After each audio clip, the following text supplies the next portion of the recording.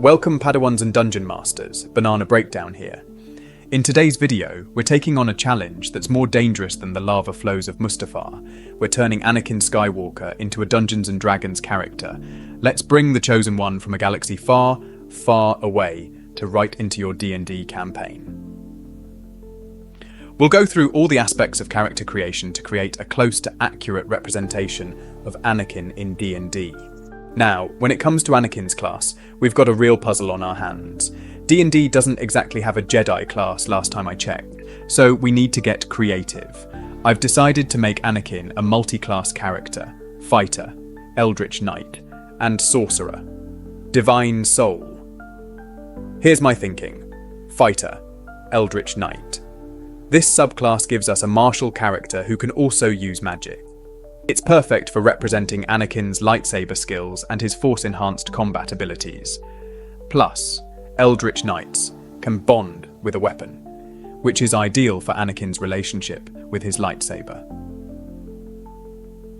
Sorcerer, Divine Soul. This subclass represents Anakin's innate connection to the Force. Divine Soul sorcerers can choose spells from the cleric list as well, giving us access to both light side and dark side force powers. It also fits with the idea of Anakin being the Chosen One. He's got power in his very blood. Now there's the obvious. But what about Paladin for the whole Chosen One thing? Or wouldn't a monk work for his flips and force pushes? And you're not wrong, there are lots of ways we could go here, but I think this multi-class combo really captures Anakin's combination of martial prowess and force abilities. For Anakin's race, I've chosen to make him a variant human. In the Star Wars universe, Anakin is human, and the variant human in D&D gives us some nice bonuses to play with. We get to increase 2 of Anakin's ability scores by 1 each, and we get to choose a feat. For Anakin, I've picked the Prodigy feat from Tasha's Cauldron of Everything. This feat gives him proficiency in 1 skill, 1 tool, and 1 language. It also lets him add 1d4 to certain ability checks. This feels perfect for representing Anakin's natural talent, and his knack for picking up new skills quickly. For his background, I've gone with Outlander. Think about it. Anakin grew up on a harsh desert planet, working as a slave and pod racing. The Outlander background fits this perfectly. It gives him proficiency in athletics and survival, which makes sense for someone who grew up in the unforgiving environment of Tatooine. It also gives him a feature called Wanderer, which helps him find food and water in harsh environments and remember geographical details. Perfect for our pod racing, desert-dwelling prodigy. But what about all that Jedi training, you may ask? Don't worry, we'll get to that.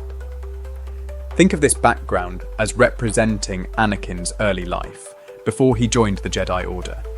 His Jedi training will come into play more when we talk about his class abilities and skills. Now, for the controversial part. Ability scores and skills. In D&D, characters have 6 main abilities: Strength, Dexterity, Constitution, Intelligence, Wisdom, and Charisma. Here's how I've set them up for Anakin. Strength, 14. Anakin's physically strong, especially as he grows older. Dexterity, 16. He's an incredible pilot and lightsaber duelist. Constitution, 12. He can take a hit, but he's not invincible. Intelligence, 14. He's a skilled mechanic and strategist. Wisdom, 8. Let's be honest. Impulse control isn't Anakin's strong suit. Charisma, 14. He's got that Chosen One charm when he wants to use it. Remember, as a variant human, we get to add 1 to 2 scores, so I put those in Dexterity and Charisma. For skills, between his Fighter and Sorcerer classes, Outlander background, and Prodigy feat, Anakin gets quite a few. I've chosen Acrobatics for all those fancy flips. Athletics, pod racing requires some serious physical ability. Intimidation, have you seen him force choke someone? Perception, sensing disturbances in the Force, anyone? Persuasion, when he's not intimidating, he can be quite convincing. Survival from his background. Vehicle proficiency, because, duh, best star pilot in the galaxy.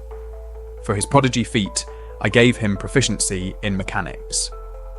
Tool proficiency. This represents his incredible skill with droids and machinery. These choices give us an Anakin who's agile, charismatic, and skilled, but perhaps lacking in wisdom, which, let's face it, Tracks pretty well with his character arc. Alright, now for the fun part. Force powers. In our D&D version of Anakin, these will be represented by spells. As a multiclass fighter, Eldritch Knight, and sorcerer, Divine Soul, Anakin has access to quite a range of spells. Let's break it down. For cantrips, I've chosen Mage Hand, for all those times Anakin uses the Force to grab things. Firebolt, because sometimes a Jedi needs a ranged attack. Prestidigitation, to represent those little Force tricks. Thaumaturgy, for when Anakin wants to be intimidating. For first level spells, Shield, this is perfect for deflecting blaster bolts. Jump, for those Force enhanced leaps.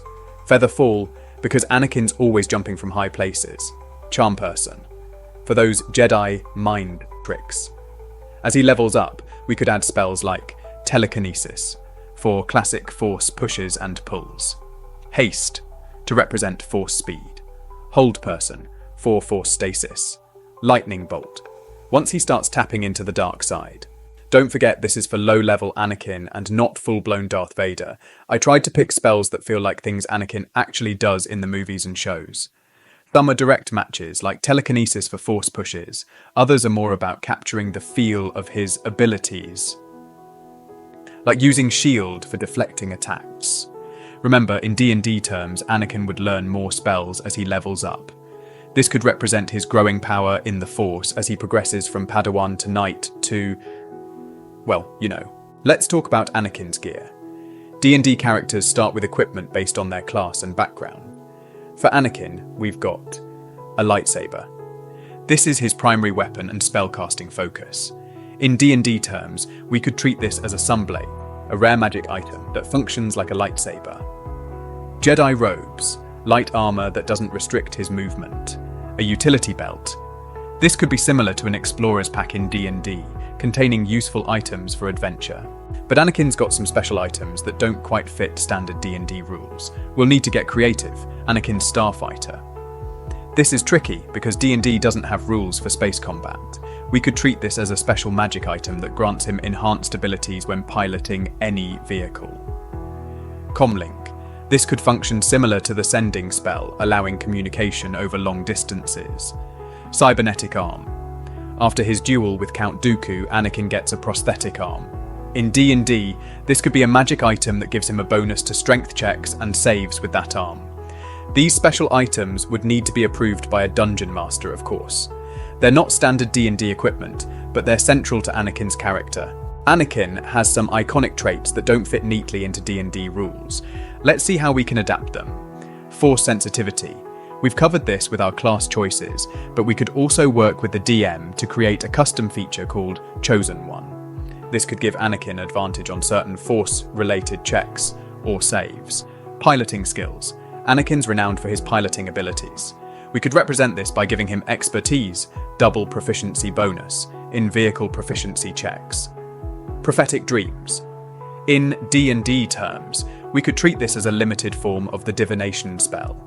Maybe once per long rest, Anakin can receive cryptic visions about future events. Attachment issues. This is more of a role-playing aspect, but it's crucial to Anakin's character.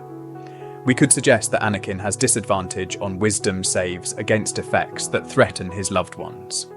Fall to the dark side. As Anakin levels up, we could work with the DM to create a corruption system. As Anakin uses darker force powers, represented by certain spells, he accumulates corruption points. This could eventually lead to a class change or alignment shift. For Anakin's personality traits, I'd suggest confident to the point of arrogance, fiercely protective of those he cares about, struggles with authority and following rules driven by a desire to become more powerful. His ideals would revolve around bringing order to the galaxy and protecting the people he loves. His bond would be to Padme, Obi-Wan, and later to Palpatine as his mentor. For his backstory, we'd keep it close to the Star Wars canon. Born into slavery on a desert planet, discovered by Jedi at a young age, due to his immense force potential, trained as a Jedi while struggling with attachments to his mother, and later, his secret wife. This backstory gives our DM plenty of hooks for adventures, from dealing with remnants of Anakin's past, to navigating the politics of the Jedi Order and the Republic. Turning Anakin Skywalker into a D&D character wasn't exactly as easy as pod racing on Tatooine. We faced some serious challenges along the way. One of the biggest hurdles was representing the Force in D&D terms. The Force is this all-encompassing energy field that doesn't really have a direct equivalent in D&D.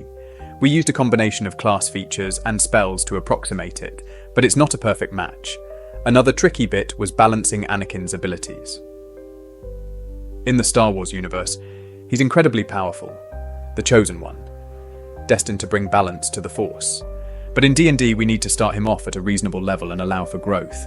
I tried to strike a balance with his stats and abilities, but it's definitely open for debate.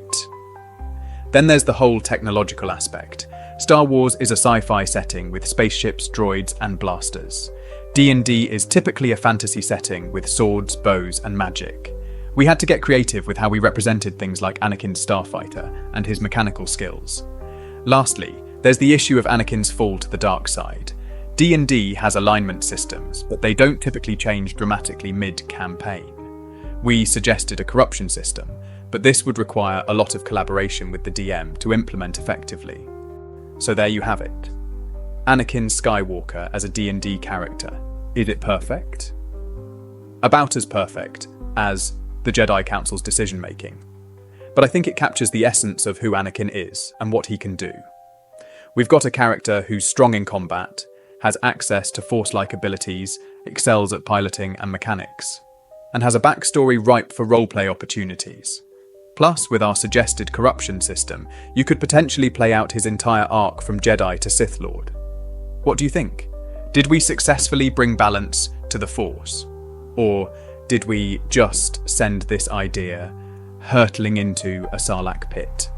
How would you have built Anakin differently? Let me know in the comments below, and if you enjoyed this video, don't forget to like and subscribe. Next time, we might tackle another pop culture character. Maybe we'll try to fit the entire Guardians of the Galaxy into a D&D party. Thanks for watching, and may the Force be with you.